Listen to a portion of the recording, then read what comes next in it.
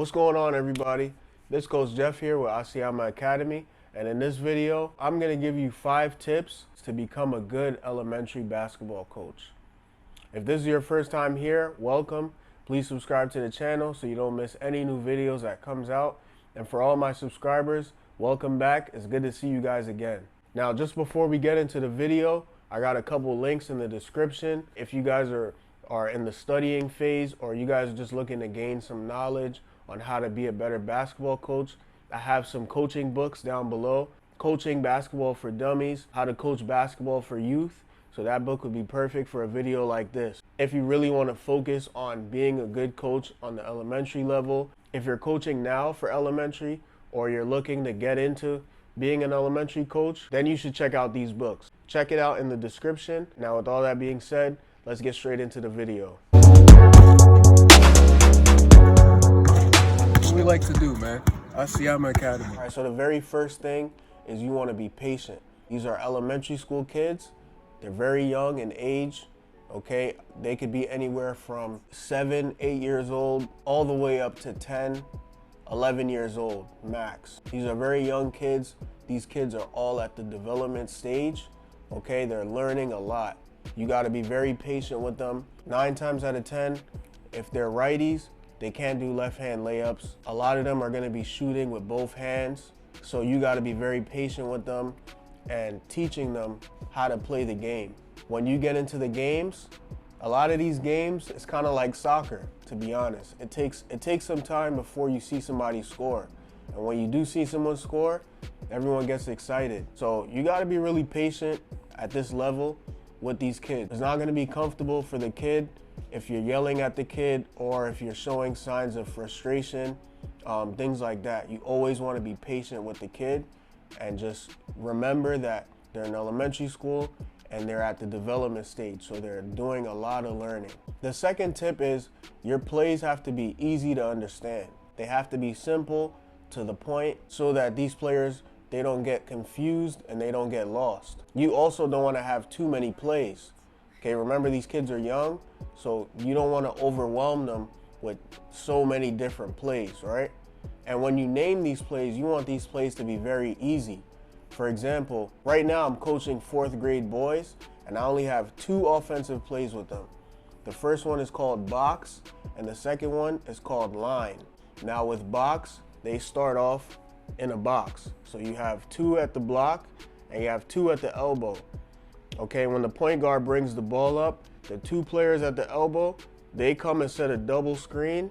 The point guard chooses which way to go, and the 2 players on the block, they just space out. Very easy play.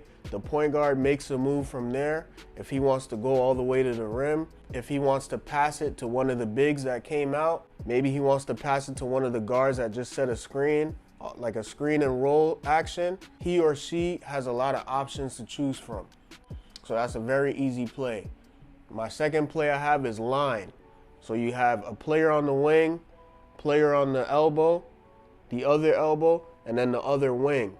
All right, so the point guard calls line, okay? The 2 outside players, they run around, okay? One goes under, one goes over, all right? If the point guard passes it to the right player, the right side, right? The person on the elbow is gonna go and set the screen for the opposite elbow. The ball is over here.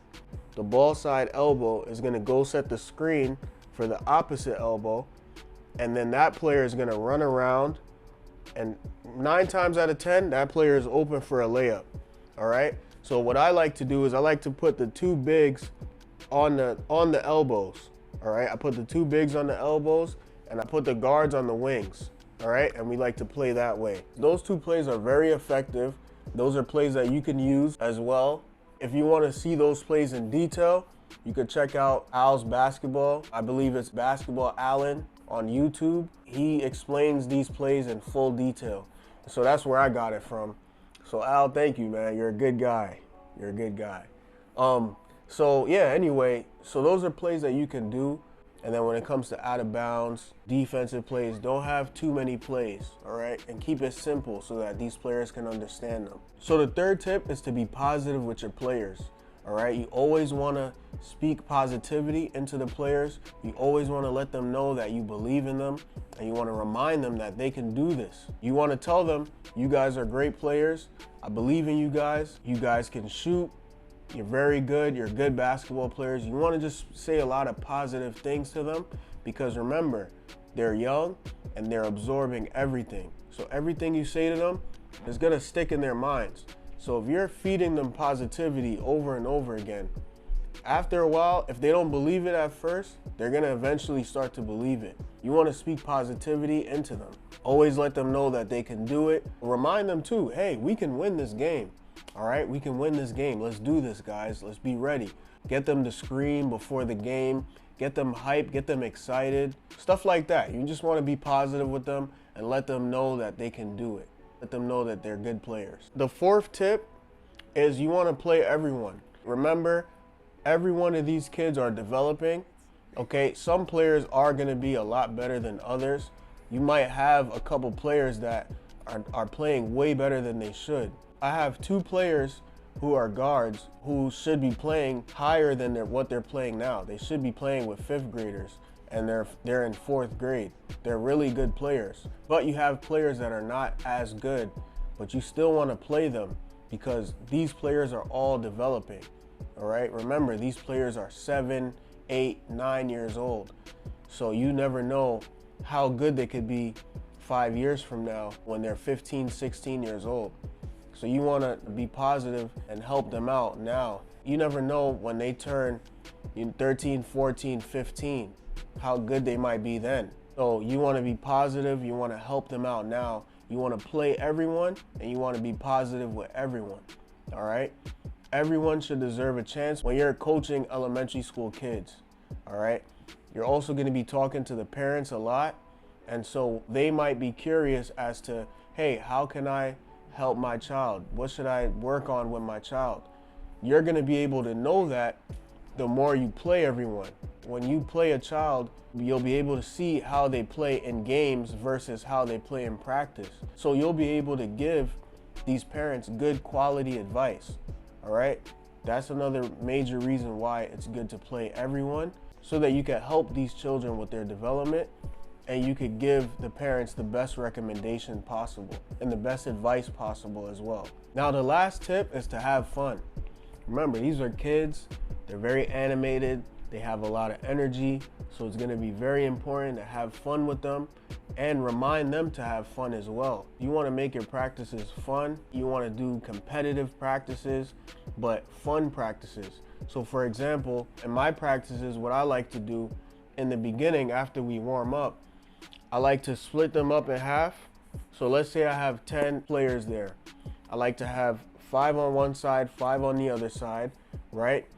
And I'll say, hey, so we got 5 spots on the court, right? We got the left corner, left wing, top of the key, right wing, and right corner. You're gonna make 5 from each spot as a team, right? As a team, you're gonna make 5. When you make 5, you're gonna move to the next spot. 5, move to the next spot. All right, you're gonna do 5 layups on each spot. Once you finish at the right side corner, everyone is gonna run to the free throw line, and everyone has to make 1 free throw each. All right, if you guys make 5 free throws as a team, you guys are done. So the first to do that wins, and whoever loses has to run 3 lines. So a line is you start at the baseline, you run to the other baseline, and then you come back. That equals 1 line. A lot of times I'll explain this to the kids and they'll start getting into it, and they get excited as they're doing it, as they're doing the layups. They get so excited. Yeah, go, go, go, go, go, make it, make it, make it. Like, they get really excited, right? And so, you know, it's really fun. The last guy hits the last free throw shot and they all start jumping around like they just won a championship. It's really cool, you know, it's really fun. And so you want to have a lot of fun with these kids. Remember, you know, as I mentioned before, they're young, they have a lot of growing to do, and they're kids, right? So they always want to have fun.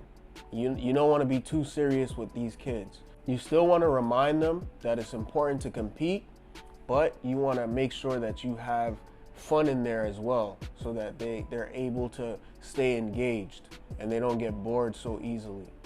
So that's it for this video, guys. I hope you guys enjoyed this. If you guys want to be a basketball coach for elementary school kids, I hope this gave you a lot of value. If it did, do me a big favor and give us a thumbs up. All right. If you have any questions, any coaching questions, elementary school basketball coaching questions at all, or if you have any comments that you want to make, please feel free to leave a comment down below. And please subscribe to the channel so you don't miss any new videos that comes out. All right. Thank you guys for watching. Hope you guys have a great day. And always remember, the lion mentality lives here.